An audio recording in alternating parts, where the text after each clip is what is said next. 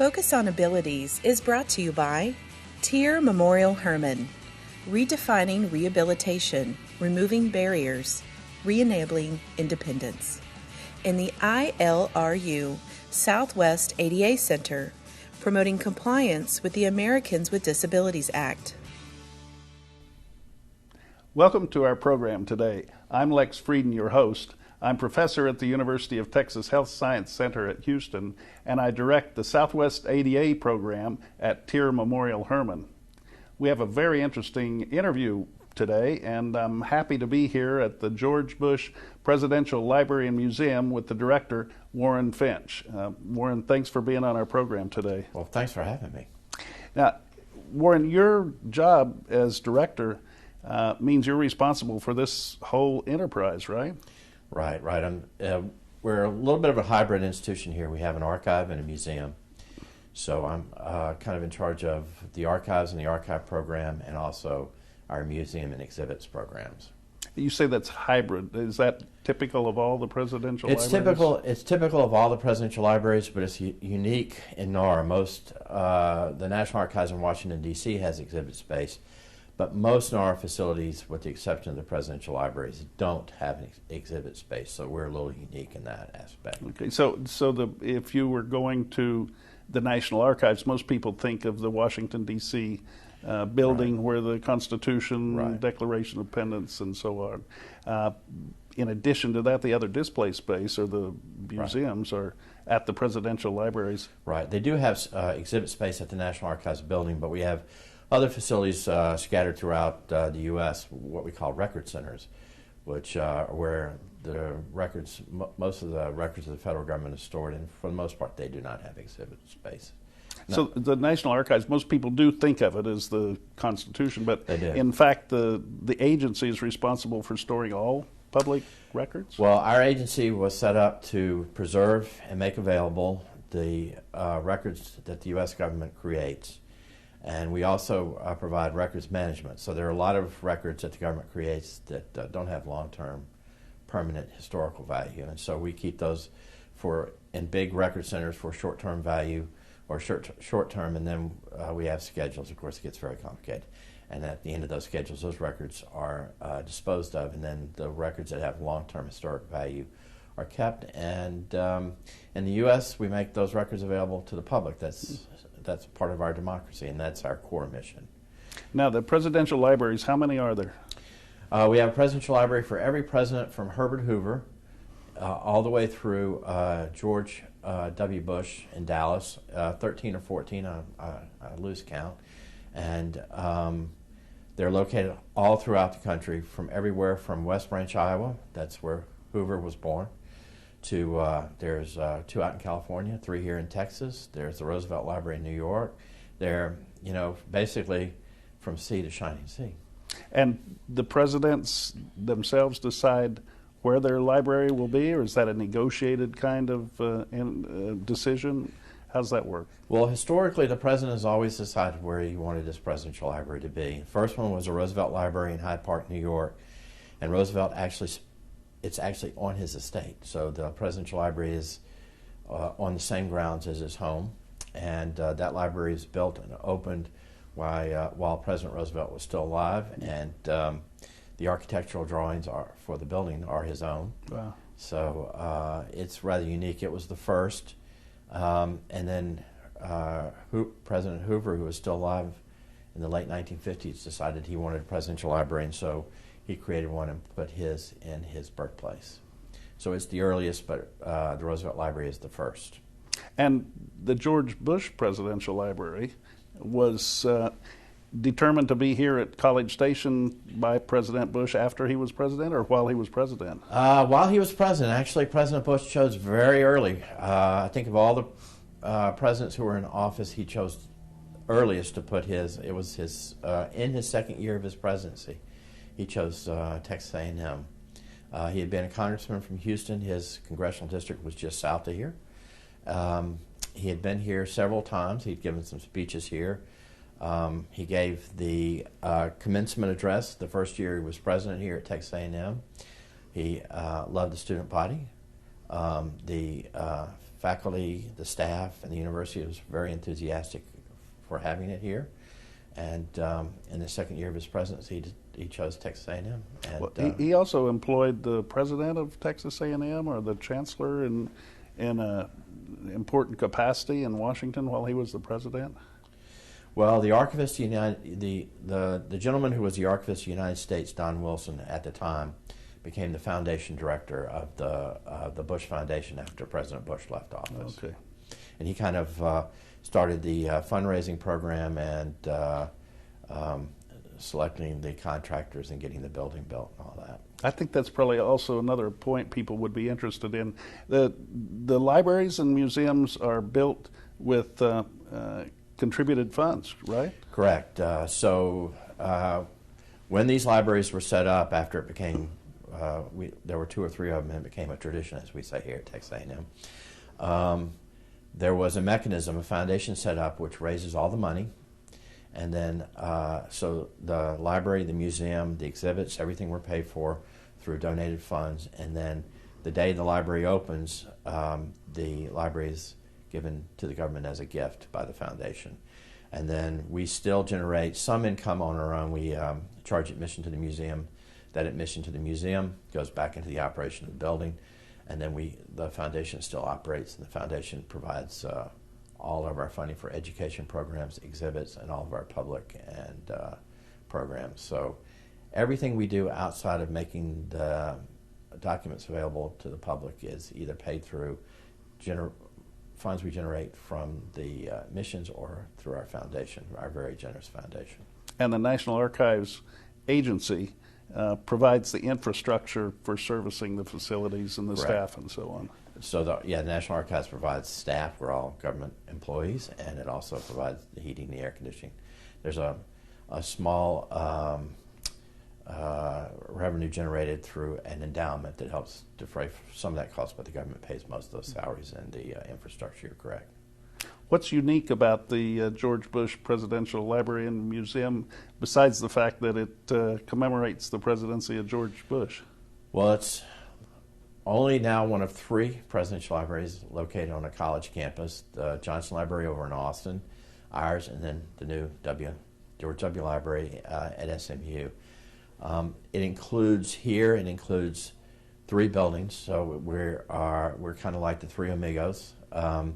The library and museum, and then there's the George Bush Foundation, which also puts on programs. You were here for the 25th anniversary of the Bush administration. They put on that program. And then there's the George Bush School of Government and Public Service, which is the 3rd part of this campus. And they're basically training students to go out and do public service. So their students go out and get jobs with nonprofits. They become city managers and go into public service jobs. So it's a 2-year program, considered one of the best public service schools in the country. Warren, your leadership here is evident. Thank you so much for helping preserve the history Well, thank you. of the Thank you. ADA, and we appreciate the opportunity. Well, we appreciate all your papers and your artifacts. Thank you. Thank you. So thank you for watching. We'll be back with more later.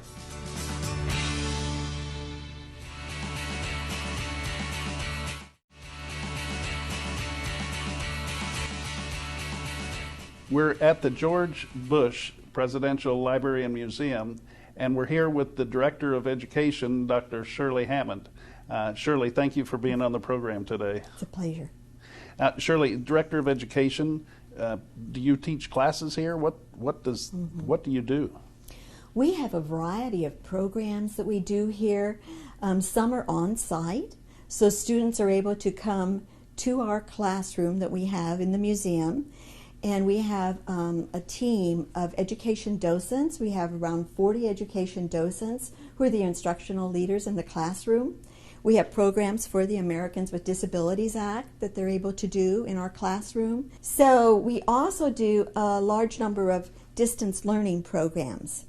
And we're able to, in that way, actually we have gone globally in our distance learning programs.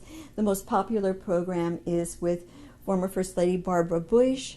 It's called Reading Discovery, and we have literally gone around the world with her. and been connected to students in Ghana, West Africa who've asked her questions, wow. and also France and Canada. So we like to help students understand President Bush's contribution to American history. And it's very important for them to study the primary sources of the administration. And so especially in teaching them about the Americans with Disabilities Act. What would be a primary source as it relates to the ADA? Mm-hmm. As it relates to the ADA, a primary source would be photos. There are audio visuals, for instance, a photo on the South Lawn on July 26, 1990, showing everyone. But also we do have the video available of his remarks. And that's an important learning source because we can have the students think about questions that they need to respond to at the end of it. And also they need to develop their own questions and answers so that they're doing critical thinking when they are considering the remarks by President Bush and what the impact on society is then of the ADA. And we have an incredible treasure of documents in our Bush archives. And so we have many letters. And these are letters from people written to President Bush which were advocating for the passage of the ADA. You told me that you found a letter from Stephanie Thomas, who's an advocate who works with a group called ADAPT. And Stephanie lives with her husband, Bob Kafka, in Austin. Mm-hmm. Is this a recent letter that Stephanie sent to you about the president, or where did the letter come from? So she mailed the letter to President Bush in March of 1989 because she was advocating for the passage of the ADA. And in that, she has a wonderful sentence in which she says, access is the key to our civil rights. And so she emphasized the importance of access, which really is the intent of the ADA, for our disabled Americans to have access to the opportunities in American society. But Shirley, I don't think most people believe that if they write a letter to the President of the United States, that person, he or she, will ever see it. And they certainly, I think Stephanie Thomas will be surprised to learn that she could come here and find her letter in the Bush Presidential Library. Yes, it's part of our lesson plan, and it's online, in fact. And another letter you told me about is from a woman from the independent living movement named Kathy Ewell. Kathy's letter was similar to Stephanie's?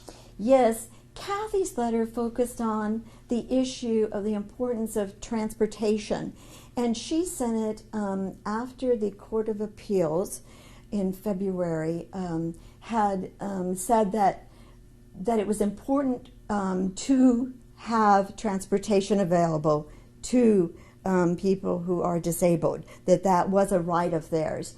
And so she sent, because they were very worried that possibly there would be an appeal made by some group who did not understand the vital importance of this issue. Transportation was one of the key aspects under public services of the ADA, Title II.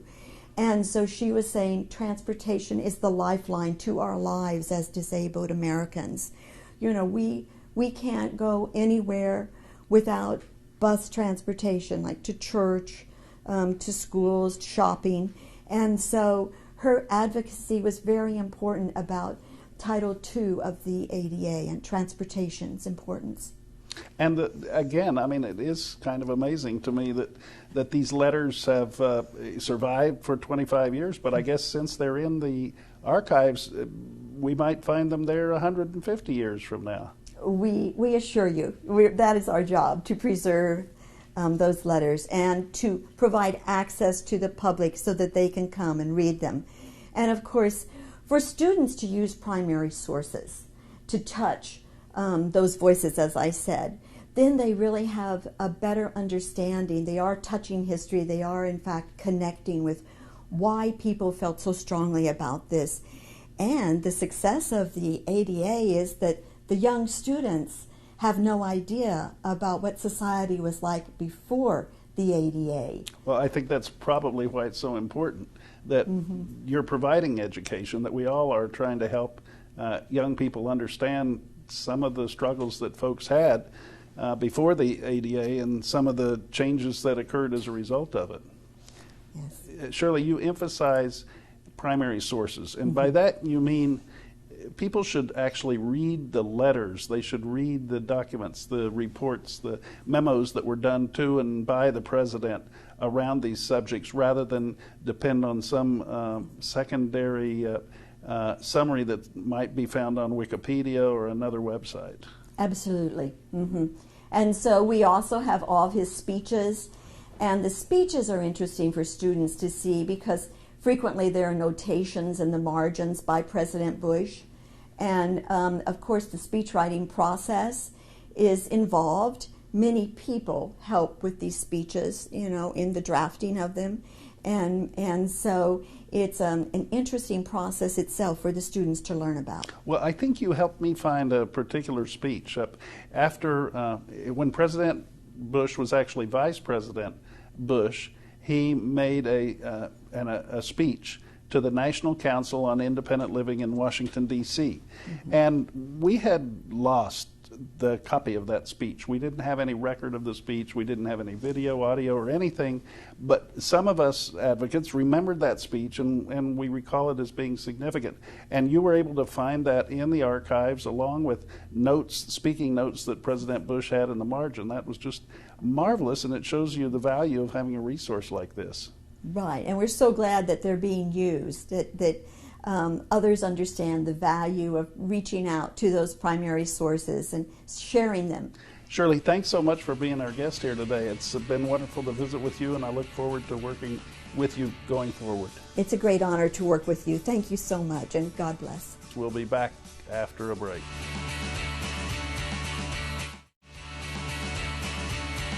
I'm happy right now to introduce to you Dr. Robert Holzweiss.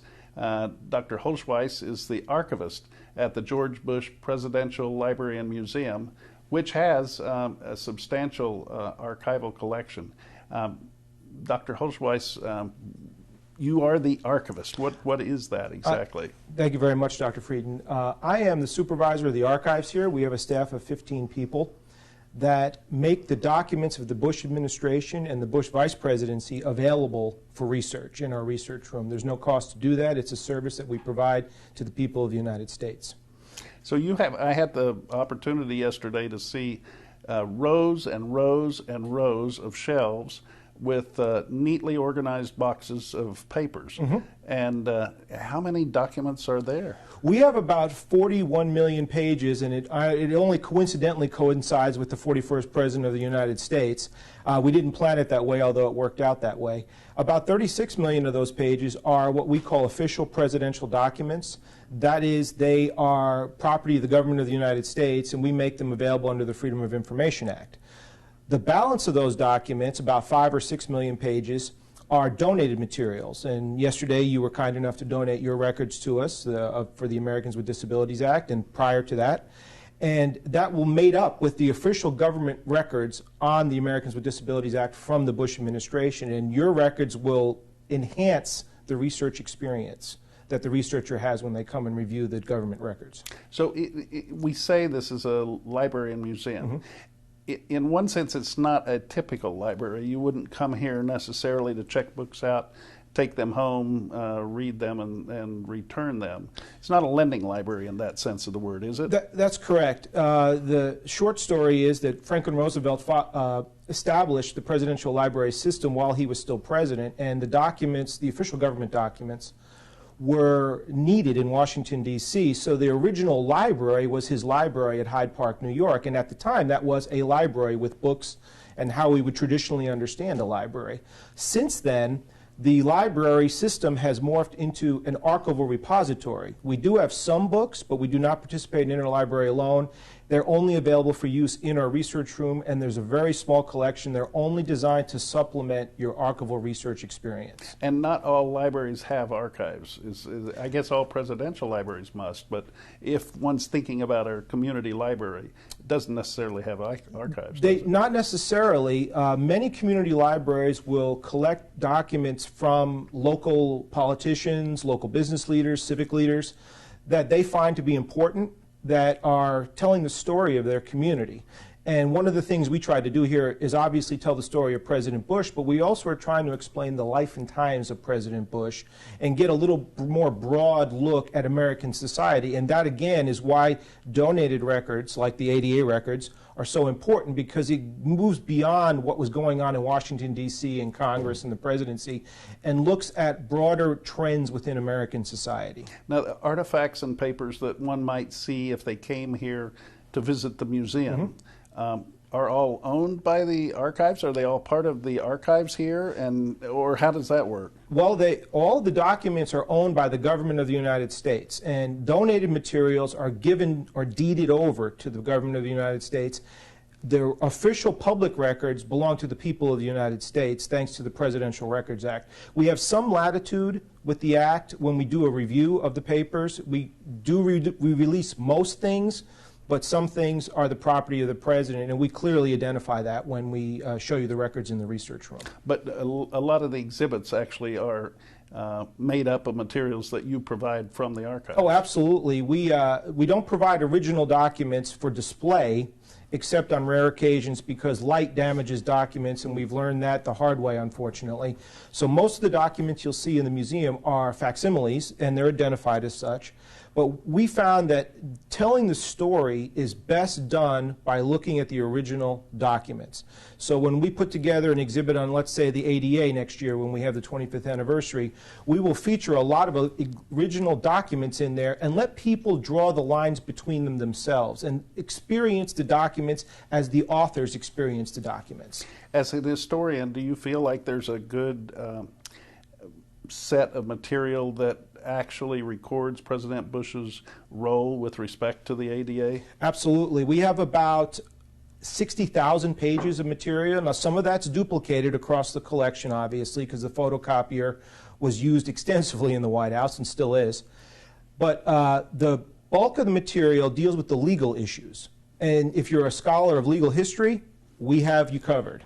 The personal issues are there. People writing in, telling their personal stories about experience with discrimination or with the successes of the ADA after it was passed. But generally speaking, you'll have to go to the donated collections to get more of the backstory and the personal side of the law.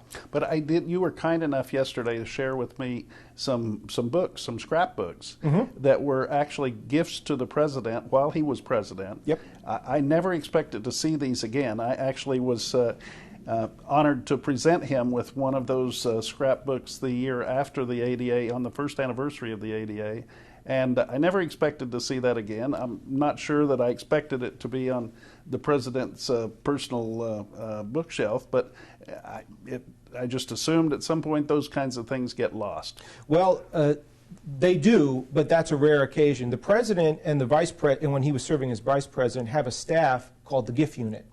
And anything that comes into the White House that they receive anonymously or without asking for it, and things they receive through face-to-face donations like you made, are carefully cataloged and inventoried and stored until the presidential library comes online. We have about 120,000 individual objects, some as large as paintings that'll cover an entire wall, many as small as buttons, campaign memorabilia, and then of course we have a book collection, of which your book that you donated was a part. I see.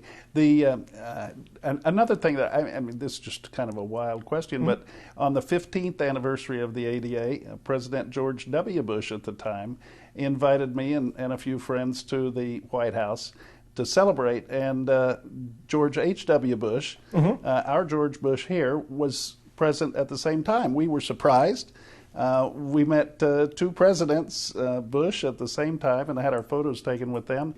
The ADA was, from an historian standpoint, now acknowledged as being one of the most significant pieces of legislation, domestic legislations, ever passed. It has been likened to the Civil Rights Act of 1964 because it actually affected at the time more than 40 million people and now more. The ADA, from your perspective, how do you think President Bush actually felt about it? I mean, does the record indicate that he was... Yes, the president obviously was very passionate about the cause, and you know that from your interaction with him when he was vice president and his interest in the issue. So I don't think it was a surprise when he adopted it as a major part of his domestic agenda during the presidency. And the documents, the government documents, will speak to his own personal engagement and involvement in the process of negotiating with Congress, getting a piece of legislation that he supported, and he could enthusiastically go out and sign with a very public signing ceremony, and go out on the hustings and promote and say, look what we've done, and look at how it's affecting the individual lives of people in the United States. So yes, I think he is was very much engaged, and he's very proud of what he accomplished with that piece of legislation. Thanks so much for taking the time to be here today. I know you have a busy task cataloging 41 million records and more than 100,000 artifacts. Yes, yes, sir. Appreciate all of you watching. Thank you very much to Dr. Robert Holschweiss, who's the archivist of the George Bush Library and Museum.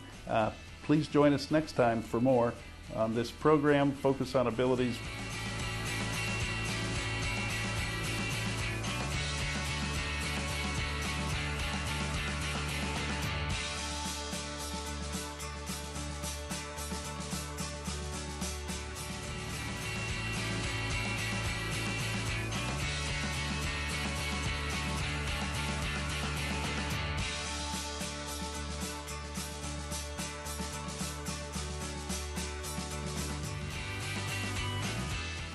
Focus on Abilities is brought to you by Tier Memorial Herman, redefining rehabilitation, removing barriers, re-enabling independence. In the ILRU Southwest ADA Center, promoting compliance with the Americans with Disabilities Act.